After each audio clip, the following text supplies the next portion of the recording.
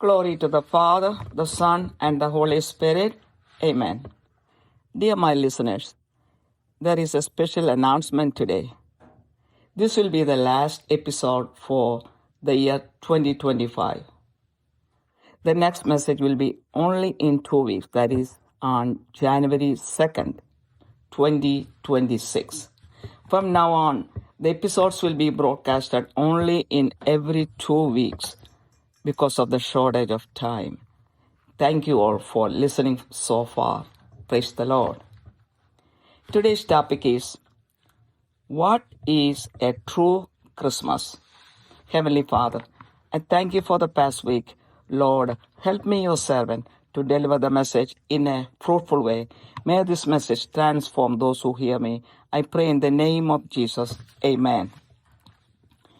One good Bible portion to read for today's message is from St. Luke's Gospel, chapter 2, verses 8 to 20.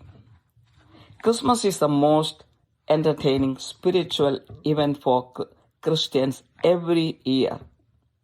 Most spiritual events like Easter are filled with the prayers and fasting. Christmas also has fasting on one side for those who observe fasting. On the other side, nominal Christians give more importance to the entertainments. What makes Christmas the most entertaining spiritual event? There are many reasons for that. 1. Christmas has brightness all over the world.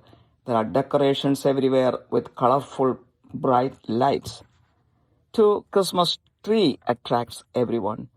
Decorating the Christmas tree with beautiful ornaments, lights, and other objects is a fun activity for everyone, especially children. 3. The jolly and funny figure of Santa Claus attracts everyone, especially the children. 4. Christmas caroling is a fun event when people go from door to door singing carol songs using musical instruments. 5. On Christmas Day, we can eat tasty food and sweets. Also, gifts are exchanged and children enjoy opening their Christmas presents. Culturally, from different parts of the world, many traditions have crept into the celebration of Christmas. Jesus Christ is not asking us to follow all these traditions. Following some good traditions is okay. It is not a sin as long as we know the true meaning of Christmas and we observe it in the way God wants. What is Christmas tree? The tradition of Christmas tree has evolved from different cultures and countries over different centuries. It has nothing to do with the Bible or Jesus. The Christmas tree became very common in the United States of America in the early 19th century. Only in 1982 did the Catholic Church erect the first Christmas tree in Vatican. About Santa Claus. Santa Claus, as we know him today, first appeared in North America in the early 19th century. Santa Claus originated from the historical figure of Saint Nicholas. He was a 4th century Catholic bishop from Myra in present-day Turkey. Saint Nicholas showed generosity and kindness towards others, especially children and the needy. Saint Nicholas is a good role model for everyone to follow. The legend of Santa Claus originated from Saint Nicholas. Historically, very little is known about Saint Nicholas. Various cultural traditions merged with the life story of Saint Nicholas over centuries, evolving into the jolly figure of Santa Claus. The figure of Santa Claus has nothing similar to Saint Nicholas. It has enabled to erase the name and good deeds of Saint Nicholas from the memory of people as part of secularization. Santa Claus has nothing to do with Jesus or the Bible. About Christmas gift. Until the 19th century, Christmas was a celebration of the birth of Jesus Christ in the United States. It was the custom to give to the poor and the needy without expecting anything in return, just like St. Nicholas did. As part of secularization, the importance was shifted to Santa Claus and exchanging gifts. We should not think that we can please God by putting up the best Christmas tree, by having the most entertaining Santa Claus, or by exchanging the best Christmas gifts. All these things are just worldly, and it pleases only our desires and passions. During Christmas season, businessmen make profit out of selling materials. Jesus or the churches are not encouraging anyone to celebrate Christmas in a lavish way. What is the biblical foundation of Christmas? When Adam and Eve fell a prey to the temptation of the serpent or the devil, God said to the serpent or the devil in Genesis chapter 3 verse 15, "And I will put enmity between you and the woman, and between your seed and her seed. He will bruise you on the head, and you shall bruise him on the heel." This reveals the promise of God to send His only Son Jesus through the woman Mary to destroy the plans of the devil or to save our souls from sin through His crucifixion. The birth of Jesus was prophesied by prophet Isaiah 750 years before His birth. Isaiah chapter 7:14, it says, "Therefore the Lord Himself will give you this sign: the virgin shall be with child and bear a son, and shall name him Emmanuel." Isaiah chapter 9 verse 6 says, "For a child is born to us, a son is given us, upon his shoulder dominion rests. They name him Wonderful Counselor, God Hero, Father forever, Prince of Peace." In St. John's Gospel chapter 1 verse 14 it says, "And the Word became flesh and dwelt among us, and we saw His glory as of the only begotten from the Father, full of grace and truth."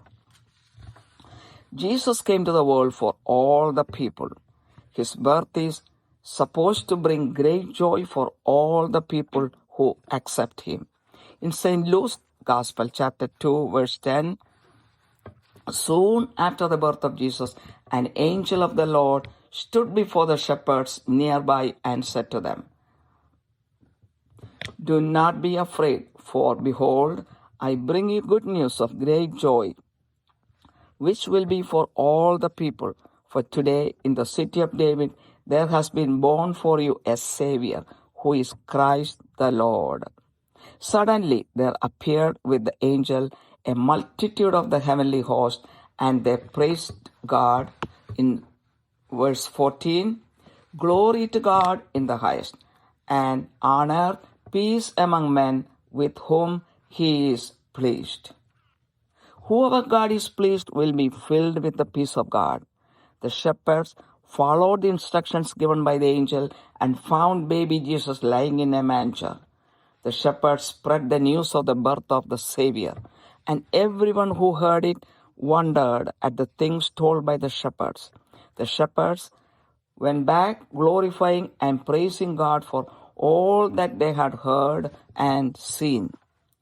What is the most important aspect of Christmas? The most important aspect of Christmas is the birth of Jesus Christ, the only Savior of the world. If our Heavenly Father had not sent Him to the world for the redemption of our sins, all of us would have lived and died in sin. He was sent to the world to undergo crucifixion for our sins and the original sin caused by Adam and Eve through their disobedience to God. If Jesus had not done this, we would have lived and died in sin. Also, we might not have got eternal life with God in heaven after our death. This aspect of Christmas should be celebrated the most by everyone. Now, how should we celebrate Christmas? We can celebrate Christmas through our prayers and fasting. Our prayers should include thanking and praising God for sending down and sacrificing His only Son Jesus for our sins. Jesus, who lived in heaven with his Father, had to adjust a lot to live on this earth. Many people did not acknowledge or appreciate him for all the things he revealed to us and for all the miracles he performed to make everyone feel better. Still, he suffered everything for our salvation and for fulfilling the will of his Father in heaven. As a token of thanksgiving, we can fast for food and other favorite things as a sacrifice from our part. We can pray to God to cleanse our body, mind, and heart to receive Jesus Christ in our heart. Just like Mary, the mother of Jesus, received from Angel Gabriel the good news of her pregnancy, we can receive from God the good news of the birth of Jesus with a thankful heart. Also, we can give plenty of charity to the poor during this season. According to St. Matthew's Gospel, chapter 5, verse 48, Jesus said, "So be perfect, just as your heavenly Father is perfect." During this Christmas season, we can try to be perfect in our thoughts, words, and actions so that Jesus will be pleased. St. John's Gospel, chapter 14, verse 27, Jesus said, "Peace I leave with you. My peace I give to you. Not as the world gives do I give to you. Do not let your hearts to be troubled or afraid." According to the advice of Jesus, let us all try for a transformation in our hearts. Let this Christmas be a reason for that transformation. Jesus has promised to give peace to those who seek him. Let this Christmas bring joy and peace in the hearts of all. May God bless each and every one of you. Merry Christmas to all of you. Heavenly Father, I glorify your name. Lord, bless each and everyone who hears this message. Help everyone to understand, follow the true meaning of Christmas. Keep away from unnecessary traditions and practices. To praise God for sending down Jesus for our redemption, to follow the teachings of Jesus, to transform ourselves, and to gain peace and joy given by Jesus during this Christmas season. I pray in the mighty name of Jesus Christ. Amen.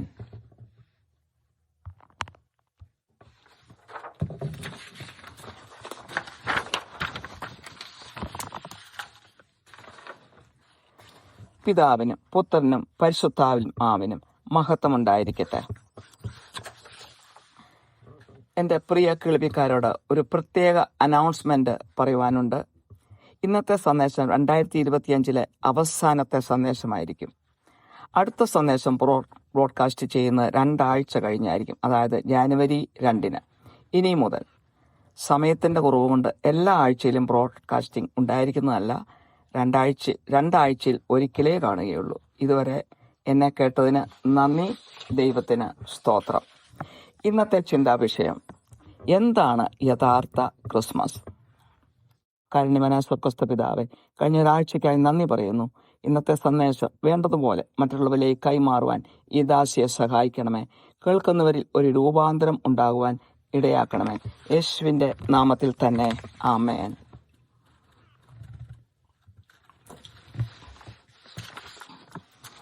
ഇന്നത്തെ ചിന്തയ്ക്ക് ആധാരമായ ഒരു വചനഭാഗം ലൂക്കാട് സുവിശേഷം 2-ാം അധ്യായം 8 മുതൽ 20 വരെയുള്ള വചനങ്ങളാണ്. ഇടയന്മാരും ദൂതന്മാരും എന്നുള്ളത്. എല്ലാ വർഷവും ക്രിസ്ത്യാനികൾ ഏറ്റവും ആർപ്പാടുകരമായിട്ട് കൊണ്ടാടുന്ന ഒരു ആത്മീയ ആഘോഷമാണ് ക്രിസ്മസ്. എല്ലാ ആത്മീയ ആഘോഷങ്ങളും ആഘോഷിക്കുന്നുണ്ട് എങ്കിലും ക്രിസ്മസ് പോലെ മറ്റ് ആത്മീയ ആഘോഷങ്ങളൊന്നും നമ്മൾ ആഘോഷിക്കുന്നില്ല. പ്രത്യേകിച്ച് ഈസ്റ്റർ പോലെയുള്ള ആഘോഷങ്ങൾ മിക്കവാറും പ്രാർത്ഥനയും ഉപവാസവും ഒക്കെ ആയിട്ടാണ് ആളുകൾ കൊണ്ടാടുന്നത്. ക്രിസ്മസിനും ഒരു വശത്ത് ഉപവാസമുണ്ട്.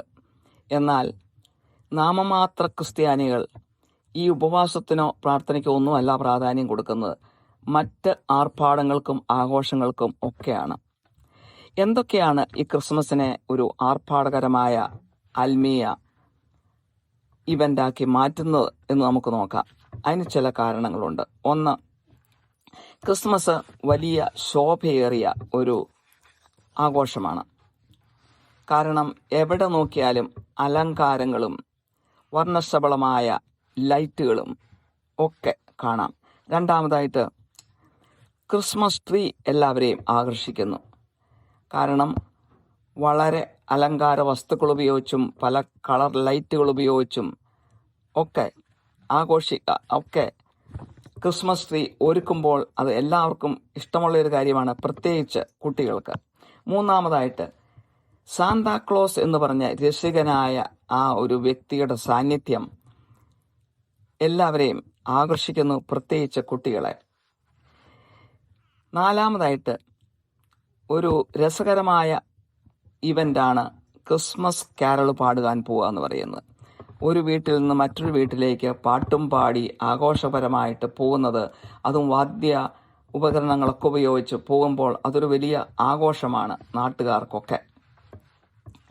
പലപ്പോഴും മലയാളികളുടെ ഒരു കൾച്ചറിൽ കണ്ടിട്ടുള്ള കാര്യമാണ്, ക്രിസ്മസ് കാരലിങ്ങിന് പോകുമ്പോൾ വണ്ടികൾ മദ്യമൊക്കെ വെച്ച് ഇടയ്ക്കിടയ്ക്ക് അതൊക്കെ ഒന്ന് ഊറ്റി കുടിച്ച് അപ്പോൾ ഒരു പാടുവാനുള്ള ഒരു ഒരു ഊർജം അവർക്ക് കിട്ടുന്ന പോലെ തോന്നുന്നു. ഇങ്ങനെയൊക്കെ ഒരു ആർഭാടകരമായിട്ട് നടക്കുമ്പോൾ മുതിർന്നവർക്കും അങ്ങനെയുള്ളവർക്കും അത് വളരെ ഇഷ്ടമാണ്. പിന്നെ അഞ്ചാമതായിട്ട്, ക്രിസ്മസിൻ്റെ ദിവസം നല്ല രുചികരമായ ഭക്ഷണം കഴിക്കാം, മധുര പലഹാരങ്ങൾ കഴിക്കാം, സമ്മാനങ്ങൾ അങ്ങോട്ടും ഇങ്ങോട്ടും കൈമാറാം. സമ്മാനങ്ങൾ തുറക്കുന്നത് തന്നെ കുട്ടികൾക്ക് വളരെ സന്തോഷമുള്ള ഒരു കാര്യമാണ്. സാംസ്കാരികമായിട്ട് നോക്കുമ്പോൾ ക്രിസ്മസിൻ്റെ ആഘോഷത്തോട് അനുബന്ധിച്ച് അനേകം ആചാരങ്ങൾ ക്രിസ്മസിനകത്ത് കടന്നു വന്നിട്ടുണ്ട്. ഈ ആചാരങ്ങളൊന്നും അതുപോലെ പാലിക്കാൻ യേശുക്രിസ്തു നമ്മളോട് ആവശ്യപ്പെടുന്നില്ല. ചില ആചാരങ്ങളൊക്കെ ആചരിക്കുന്നതിന് കുഴപ്പമില്ല, അതിനകത്ത് പാപമൊന്നുമില്ല. എന്നാൽ ക്രിസ്മസിൻ്റെ യഥാർത്ഥ അർത്ഥം വിട്ടുപോകത്തക്ക രീതിയിലുള്ള ആഘോഷങ്ങൾ ആഘോഷിക്കാതിരിക്കുകയാണ് നല്ലത്. ക്രിസ്മസ് ട്രീയെക്കുറിച്ച് പറഞ്ഞാൽ, അനേക സംസ്കാരങ്ങളിൽ നിന്നും അനേക നൂറ്റാണ്ടുകളിൽ അനേക രാജ്യങ്ങളിൽ നിന്നുമായിട്ട് ക്രിസ്മസിനകത്ത് കടന്നു വന്നിരിക്കുന്ന ഒരു കാര്യമാണ് ക്രിസ്മസ് ട്രീ.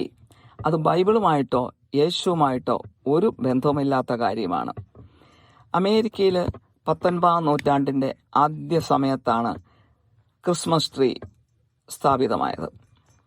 എന്നാൽ കത്തോലിക്ക സഭയിൽ വത്തിക്കാനിൽ ആദ്യത്തെ ക്രിസ്മസ് ട്രീ ഉയർത്തിയത് 1982 ഇനി സാന്താക്ലോസ് എങ്ങനെയാണ് തുടങ്ങിയത്? നോർത്ത് അമേരിക്കയിൽ 19-ാം നൂറ്റാണ്ടിലാണ് സാന്താക്ലോസിൻ്റെ തുടക്കം. ഇതിൻ്റെ തുടക്കം സെയിൻറ്റ് നിക്കോളസ് എന്ന് പറഞ്ഞ ആ പുണ്യവാന്റെ നാമത്തിൽ നിന്നുമാണ്. 4-ാം നൂറ്റാണ്ടിൽ മൈറ എന്ന് പറഞ്ഞ സ്ഥലത്ത്, അതായത് ഇന്ന് പറയുന്ന ടർക്കി, അവിടെ ആണ് ഈ ബിഷപ്പ് ജീവിച്ചതും മരിച്ചതും. വളരെ കരുണയോടെ പാവപ്പെട്ടവരോട് പെരുമാറുകയും പാവപ്പെട്ടവരെയും കുട്ടികളെയും കഷ്ടപ്പെടുന്നവരെയൊക്കെ ഒത്തിരി സഹായിക്കുകയും ചെയ്തിട്ടുള്ള ഒരു ബിഷപ്പായിരുന്നു സെയിൻറ്റ് നിക്കോളാസ് എന്ന പുണ്യവാൾ. ആ പുണ്യവാളിനെ അനുകരിക്കുന്നത് വളരെ നല്ല ഒരു കാര്യമാണ്. അപ്പോൾ ഈ പുണ്യവാന്റെ നാമമായ സെയിൻറ്റ് നിക്കോളാസിൽ നിന്നാണ് സാന്താക്ലോസ് എന്നുള്ളൊരു പേര് ഉണ്ടായത്. അപ്പോൾ ഇതൊരു രസികനായ ഒരു വ്യക്തിയായിട്ടാണ് ചിത്രീകരിക്കുന്നത് ഈ സാന്താക്ലോസിനെ. എല്ലാവരും കാണുന്നത് അങ്ങനെയാണ്. എന്നാൽ ഈ സാന്താക്ലോസും നിക്കോളാസുമായിട്ട് സ്വഭാവം കൊണ്ട് യാതൊരു അടുപ്പവും ഉള്ളതായിട്ട് നമ്മൾ കാണുന്നില്ല. അതൊരു രസികനായ ഒരു വ്യക്തിയായിട്ട് ചിത്രീകരിച്ചിരിക്കുന്നത് മാത്രമേ ഉള്ളൂ. ഇത് മതേതരത്വത്തിൻ്റെ ഒരു ഭാഗമായിട്ടാണ് നമ്മൾ ഇതിനെ കാണുന്നത്. അമേരിക്കയിലും ഒക്കെ മതേതരത്വം എന്ന് പറയുമ്പോൾ എല്ലാവർക്കും ഉൾക്കൊള്ളാൻ പറ്റുന്ന രീതിയിൽ ആക്കി തീർക്കാൻ വേണ്ടി സെയിൻറ്റ് നിക്കോളാസിന്റെ ചരിത്രമൊക്കെ മാറ്റി ഒരു പുതിയ ഫിഗറിനെ കൊണ്ടുവന്ന് അപ്പോൾ വിശ്വാസമില്ലാത്തവരും എല്ലാം അതിനെ അംഗീകരിച്ചുകൊണ്ട് യേശുവിൻ്റെ കാര്യമൊക്കെ മറന്ന്, സുവിശേഷത്തിലെ കാര്യങ്ങളും ഒക്കെ മറന്ന് ആളുകൾ അതിനകത്ത് പങ്കുചേരുകയും ആഘോഷിക്കുകയും ചെയ്യുന്ന ഒരു പ്രവണത മതേതരത്വത്തിൻ്റെ ഭാഗമായിട്ട് അമേരിക്കയിലും മറ്റു പല സ്ഥലങ്ങളിലും അങ്ങനെ കടന്നുകൂടുകയാണ് ചെയ്തത്. ഇനി ക്രിസ്മസ് ഗിഫ്റ്റ്, സമ്മാനങ്ങൾ കൈമാറുന്നത് 19-ാം നൂറ്റാണ്ട് വരെ നോർത്ത് അമേരിക്കയിൽ,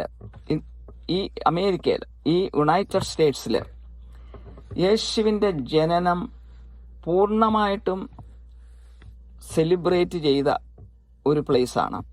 മറ്റൊന്നും ഇതിനകത്ത് കടന്നു വന്നില്ല. എന്നാൽ 19-ാം നൂറ്റാണ്ട് മുതലാണ് പല ആചാരങ്ങളും ദുരാചാരങ്ങളും എല്ലാം ഇതിലേക്ക് കടന്നു വന്ന് അത് മതേതരത്വത്തിൻ്റെ ഒരു ഭാഗമായിട്ട് മാത്രം അതിനെ കണ്ടാൽ മതി. അപ്പോൾ ഈ സമ്മാനങ്ങൾ കൈമാറുന്നതും അങ്ങനെയാണ് കടന്നു വന്നത്. നേരത്തെ സെയിൻറ്റ് നിക്കോളാസ് പാവപ്പെട്ടവരെ സഹായിച്ചിരുന്നത് കൊണ്ട് ക്രിസ്മസിന്റെ സമയത്ത് പാവപ്പെട്ടവരെ സഹായിക്കുന്ന പ്രവണതയുണ്ടായിരുന്നു. ഇപ്പോഴും അത് സഹായം ഞങ്ങൾ ചെയ്യുന്നുണ്ട്. ക്രിസ്മസ് ടൈമിൽ പല പാവപ്പെട്ടവരെ സഹായിക്കുന്ന പ്രവണതയുണ്ട്. എന്നാൽ എല്ലാവർക്കും ഉൾക്കൊള്ളാവുന്ന രീതിയിൽ സമ്മാനങ്ങൾ എല്ലാവരും, കുടുംബാംഗങ്ങളും കൂട്ടുകാരും ജോലിയിലുള്ളവരും ഒക്കെ കൈമാറുന്ന ഒരവസ്ഥ വന്നത് 19-ാം നൂറ്റാണ്ട് മുതലാണ്.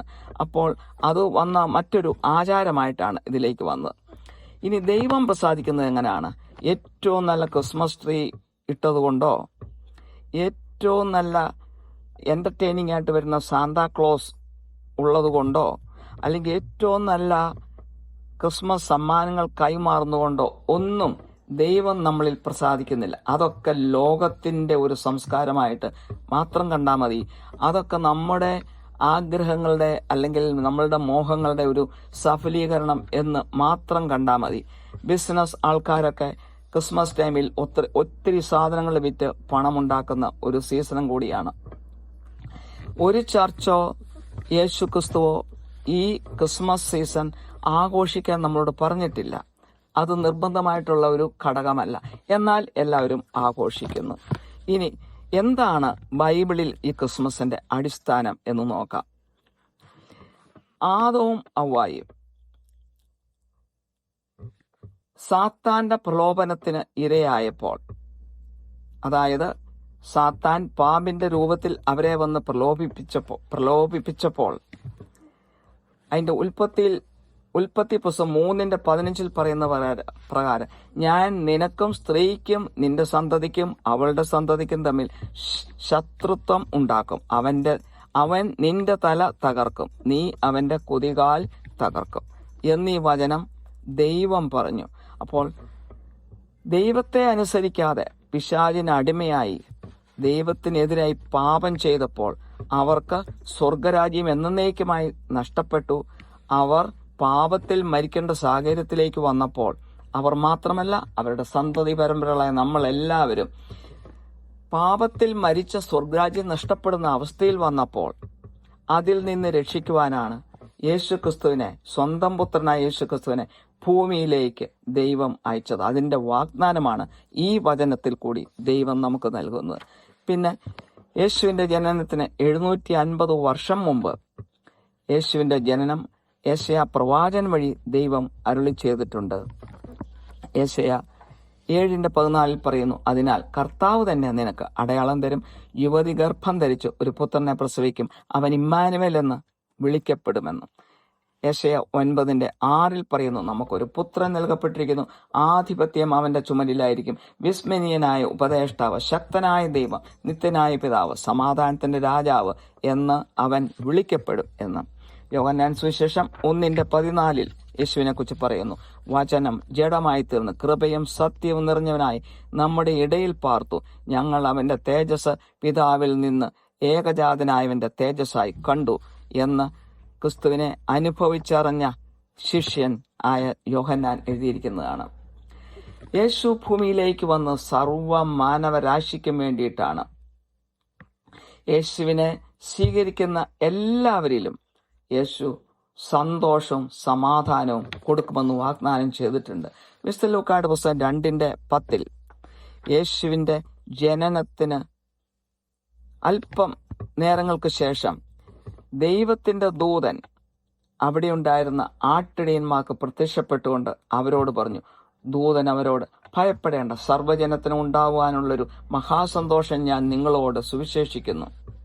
അപ്പോൾ തന്നെ ആ നിമിഷം തന്നെ ആ ദൂതനോടൊപ്പം ഒരു സ്വർഗീയ സൈന്യം തന്നെ പ്രത്യക്ഷപ്പെട്ട് ദൈവത്തെ സ്തുതിച്ചുകൊണ്ട് ഇപ്രകാരം പറഞ്ഞു. ലൂക്ക 2:14, അത്യുന്നതങ്ങളിൽ ദൈവത്തിന് മഹത്വം, ഭൂമിയിൽ ദൈവപ്രസാദമുള്ള മനുഷ്യർക്ക് സമാധാനം എന്ന് പറഞ്ഞു. അപ്പോൾ ദൈവം പ്രസാദിക്കുന്ന എല്ലാവരിലും ദൈവം ഈ ക്രിസ്മസ് സീസണിൽ സമാധാനം തരും. ഈ ആട്ടിടയന്മാർ ആ മാലാഖ പറഞ്ഞ ആ കാര്യം, എവിടെയാണ് യേശു ക്രിസ്തു ജനിച്ചിരിക്കുന്നുള്ള ആ നിർദ്ദേശം അതുപോലെ സ്വീകരിച്ചുകൊണ്ട് അവർ ആ വാർത്ത എല്ലാവരോടും പറഞ്ഞുകൊണ്ട് യേശു ക്രിസ്തു ജനിച്ച സ്ഥലത്ത് പോയി പുൽത്തൊട്ടിൽ യേശു ക്രിസ്തു കിടക്കുന്നത് കണ്ട് ബോധ്യപ്പെട്ട് പ്രാർത്ഥിച്ച് ദൈവത്തെ ആരാധിച്ച് അവർ മടങ്ങിപ്പോന്നു. അതിനുശേഷം അവർ ദൈവത്തെ മഹത്വപ്പെടുത്തിക്കൊണ്ട് അനേകരോട് ആ വാർത്ത ഘോഷിക്കുകയും ചെയ്തു. നമ്മൾ അത്രയും ഘോഷിക്കുന്നുണ്ടോ? അതിൻ്റെയൊക്കെ ഓർമ്മയാണ് ക്രിസ്മസ് കാരളിങ്. പക്ഷെ അതൊക്കെ പലപ്പോഴും മറന്നാണ് നമ്മൾ ഈ കാരളിങ് ഒക്കെ നടത്തുന്നത്. ഇനി ക്രിസ്മസിന്റെ ഏറ്റവും പ്രധാനപ്പെട്ട ഘടകം എന്താണ്? നമ്മളെ പാപത്തിൽ നിന്നും രക്ഷിച്ച് സ്വർഗരാജ്യത്തിലേക്ക് വീണ്ടെടുക്കുവാൻ വേണ്ടി സ്വന്തം പുത്രനെ, സ്വർഗത്തിന്റെ സൗഭാഗ്യത്തിൽ ജീവിച്ച യേശുക്രിസ്തുവിനെ ഭൂമിയിലേക്ക് പറഞ്ഞയച്ചു. ആ ഭൂമിയിലെ കഷ്ടത സഹിക്കുവാൻ വേണ്ടി യേശുക്രിസ്തുവിനെ പറഞ്ഞയച്ചു. അതുപോലെ തന്നെ നമ്മുടെ പാപപരിഹാരത്തിനായി കുരിശുമരണം വഹിക്കണമെന്നുകൂടെ ഉള്ള ഉത്തരവാദിത്വം ചുമലിൽ ഏൽപ്പിച്ച സ്വന്തം മകനെ ഭൂമിയിലേക്ക് ഒരു കന്യകയായ മാതാവിൽ കൂടി, മേരിയിൽ കൂടി ജനിച്ച് ഈ ഭൂമിയിലേക്ക് വിടുകയാണ് ചെയ്തത്. ഇതാണ് ക്രിസ്മസിന്റെ യഥാർത്ഥ അർത്ഥം. ഇനി എങ്ങനെയാണ് നമ്മൾ ഈ ക്രിസ്മസ് ആഘോഷിക്കേണ്ടത്? പ്രാർത്ഥനയോടും ഉപവാസത്തോടും കൂടെ നമ്മൾ ഈ ക്രിസ്മസ് ആഘോഷിക്കണം. ദൈവത്തിന് നന്ദിയും സ്തോത്രവും ചെയ്യണം. കാരണം സൗഭാഗ്യത്തിൽ സ്വർഗത്തിൽ ജീവിച്ച യേശു ക്രിസ്തു കഷ്ടതയോടുകൂടി ഈ ഭൂമിയിൽ ജീവിച്ചു, അനേകരെ സൗഖ്യപ്പെടുത്തി. സ്വർഗം എന്താണെന്നും പിതാവ് എന്താണെന്നും എന്താണ് വരാൻ പോകുന്നതെന്നും എല്ലാം പിതാവ് ഏൽപ്പിച്ചതെല്ലാം എല്ലാവരെ അറിയിച്ചിട്ടും ആരും അംഗീകരിക്കുകയോ അഭിനന്ദിക്കുകയോ ചെയ്തില്ല.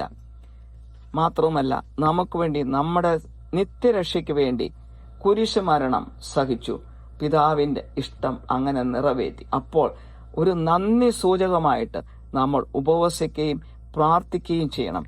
അതുപോലെ നമുക്കിഷ്ടമുള്ള കാര്യങ്ങളാണ് നമ്മൾ ഉപേക്ഷിച്ച് ഉപവസിക്കേണ്ടത്.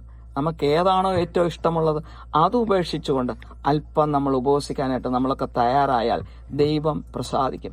നമ്മുടെ ശരീരത്തെയും മനസ്സിനെയും നമ്മുടെ ഹൃദയത്തെയും വിശുദ്ധീകരിക്കുവാനുള്ള ഒരു അവസരമായിട്ട് ക്രിസ്മസ് സീസണിനെ നമ്മൾ കാണണം.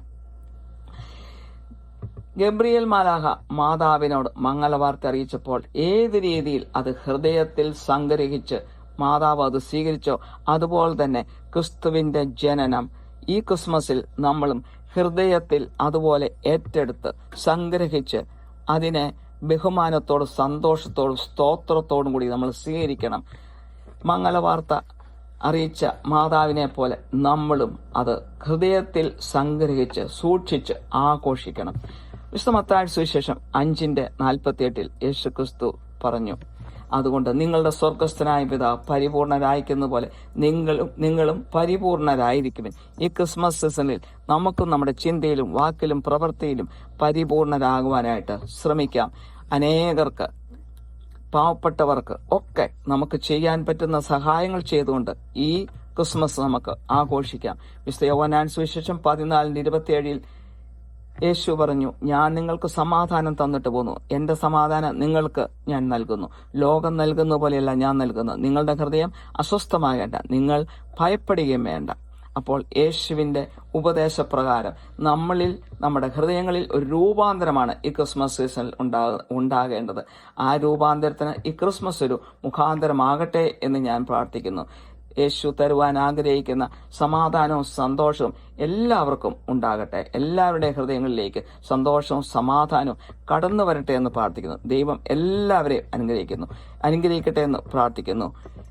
ഒരു നല്ല ക്രിസ്മസ് എല്ലാവർക്കും ആശംസിച്ചുകൊണ്ട് ഈ സന്ദേശം ഇവിടെ നിർത്തുന്നു. കാരുണ്യവാനായ സ്വർഗ്ഗസ്ഥ പിതാവേ, ഈ സന്ദേശം കേൾക്കുന്ന എല്ലാവരെയും അനുഗ്രഹിക്കണമേ. ക്രിസ്മസിന്റെ യഥാർത്ഥ അർത്ഥം മനസ്സിലാക്കുവാനും ദുരാചാരങ്ങളിൽ നിന്നും അകന്നു നിൽക്കുവാനും നമ്മുടെ പാപമോചനത്തിനായി പുത്രനെ അയച്ചതിനായി പിതാവിനോട് നന്ദി പറയുവാനും യേശുവിനെ അനുഗമിച്ചുകൊണ്ട് നമ്മളിൽ ഒരു രൂപാന്തരം ഉണ്ടാകുവാനും യേശുവിൽ നിന്നുള്ള സമാധാനവും സന്തോഷവും അനുഭവിക്കുവാനും എല്ലാവരെയും സഹായിക്കണമേ. മാനവും മഹത്വവും അവിടത്തേക്ക് തരുന്നു. യേശു ക്രിസ്തുവിന്റെ വിലയേറിയ നാമത്തിൽ തന്നെ. ആമേൻ.